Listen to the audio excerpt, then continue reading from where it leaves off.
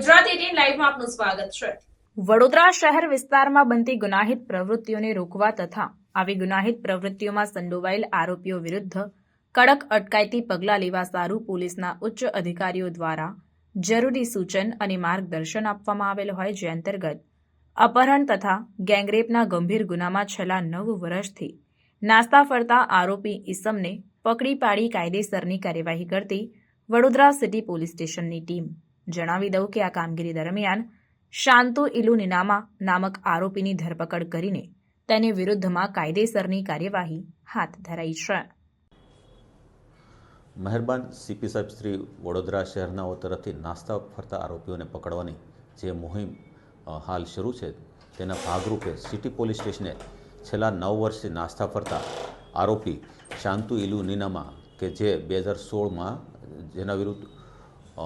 Gangrape અને અપહરણનો ગુનો દાખલ થયેલો છે, આ 4 આરોપીઓ જે એમાંથી એક પણ પકડાયેલું નથી। આખરે 9 વર્ષ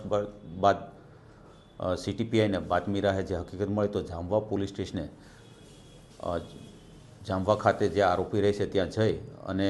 આરોપી બાબતે બેંકના કર્મચારીઓ અને અધિકારી તરીકે જઈ અને તેની તપાસ કરતા તે હાલ આજવા રોડ વડોદરા ખાતે કન્સ્ટ્રક્શન કરતો હોય આ આરોપીને બાતમી રાહે શાંતુ ઇલુ નીનામા છે તેને અટક કરેલ છે